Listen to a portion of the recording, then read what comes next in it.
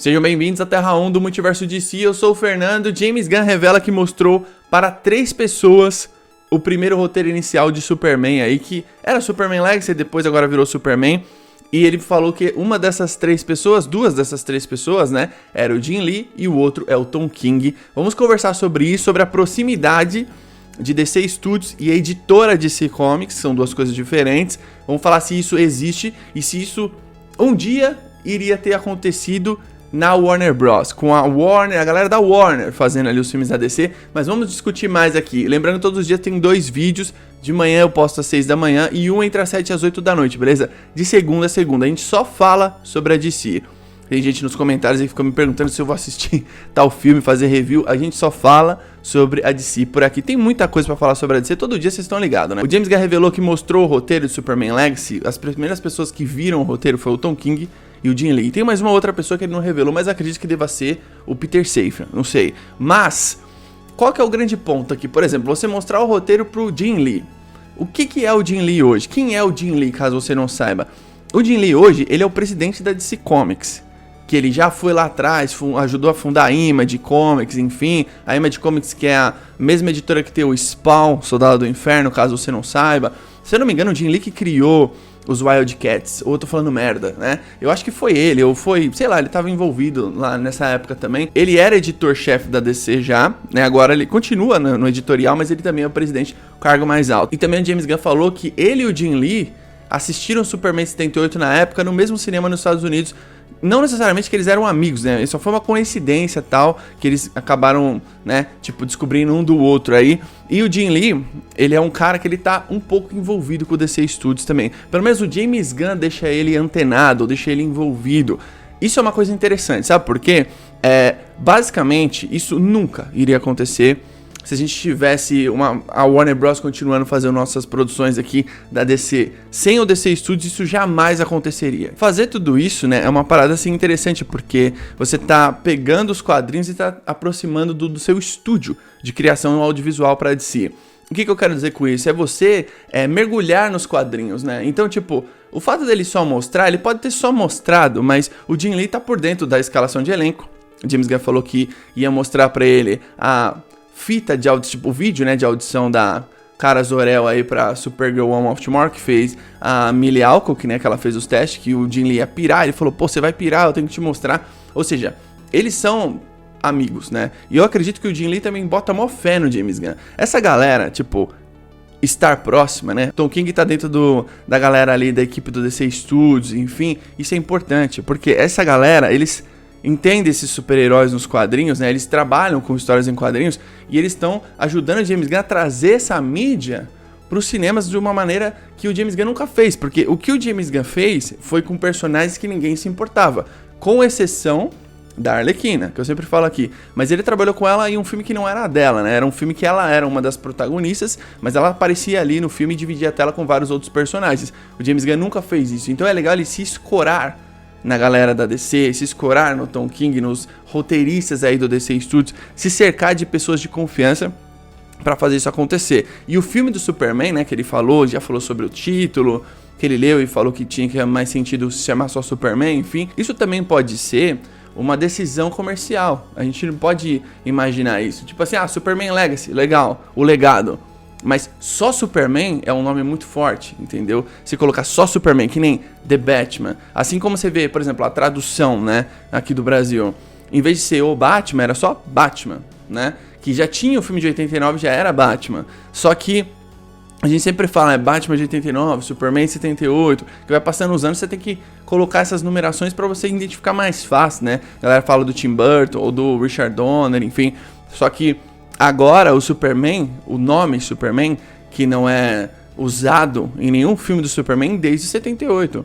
Que tem o Superman 78, depois é o 2, o 3, o 4, aí você tem o Return, você tem o Man of Steel e tal. Então, tipo, esse nome pode ser mais comercial e mais plausível e em termos de você vender mais fácil o filme, ou não. O Superman do James Gunn, ele é um cara que ele pegou, escreveu esse filme, né, ele pegou esse BO, ele escreveu e vai dirigir, né, ele fez as duas coisas, Então ele gostaria de ouvir opiniões dos outros, né? Pessoas que também conhecem o personagem há muito tempo. O Jim Lee conhece há muitos anos o Superman. O Tom King também conhece o Superman. Mostra pra galera e fala assim, pô, e aí, o que você achou, né? Você acha que precisa fazer alguma coisa? Eles fizeram anotações no roteiro, acho que isso é interessante, talvez isso não, algo do tipo, né?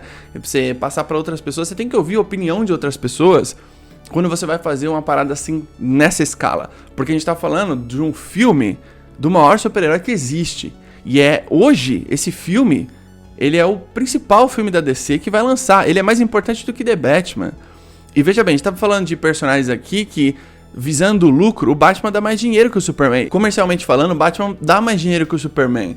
E pode ser até mais lúcido a gente falar que o The Batman Part 2, ele possa fazer mais dinheiro do que o Superman. E não é nenhum absurdo pensar nisso, porque já é uma franquia que o primeiro filme já foi um sucesso. E quando eu digo dinheiro, eu não tô se falando que o filme vai ser melhor. É só, tipo, dinheiro mesmo, porque as pessoas já conhecem esse Batman. Ele já foi apresentado. Como esse Superman vai ser apresentado agora, pode ser que ele fique um tanto quanto... Pode ser que ele tenha o efeito do The Batman, que, tipo, as pessoas assistiram, foi um sucesso, mas não foi um enorme sucesso. Não foi, tipo, 1 bilhão de bilheteria, igual foi Barbie, por exemplo, igual, sei lá, foi o Oppenheimer e tal. Esses filmes aí que fizeram grande bilheteria, enfim. É uma coisa diferente aqui agora, porque é um resgate de uma franquia, de uma marca muito grande que é o Superman. E eu acho interessante chamar só Superman, né? Aí depois no segundo filme você pode fazer Superman, sei lá, o Legado. Você pode colocar o Legado em outro filme do Superman, não tem problema. Ou no último filme, né? Se o Superman fosse retirar, não sei o que eles podem fazer. Porque assim, o que eles estão fazendo agora é tomando um cuidado para lançar as paradas. Então, o fato de você mudar o nome, o fato de você respeitar opiniões de outras pessoas que estão lendo o que você falou, fazer algumas anotações, ouvir algumas críticas também, porque isso é importante, né? Tem muito diretor que não ouve crítica, não tá nem aí pra crítica. Agora, essa bucha na mão que fazer um filme do Superman, que é um filme difícil, né? É um filme que não é simples. O Superman é um personagem difícil e complexo de você escrever. Não é qualquer um que escreve ele, né? Não é, por exemplo, a Supergirl, que ela tem os mesmos poderes, mas a história dela ali, tipo a Mulher da Manhã, é uma história estabelecida de um quadrinho específico. Então é uma coisa mais simples de você fazer. Você simplesmente adapta um quadrinho que é ótimo. Adaptou, trouxe aqui pra telona, já era. Provavelmente se for bom, vai fazer muito sucesso. E é interessante você ver que o Superman, ele tem uma outra abordagem perante a Supergirl, que tipo, ele vai ter uma história original, né? E essa história original aí que é a responsabilidade do James Gunn. E outras pessoas também leram o roteiro. Normalmente, um roteirista, né, ele sempre mostra para outras pessoas o roteiro, pessoas de confiança, pessoas que ele acredita que, pô, o que você acha de fazer isso aqui no cinema? Você acha que vai ser legal trazer isso pro Superman? Você acha que as pessoas vão aprovar isso? Porque a gente tem que entender que ele tá fazendo uma adaptação, né? O James Gunn tá trazendo um Superman aqui que provavelmente ele não quer se escorar no Christopher Reeve, né? Não ser igual ao Christopher Reeve, porque o Christopher Reeve, ele é único como Superman, e ele é o Superman mais clássico possível, é um Superman perfeito e o Clark Kent perfeito.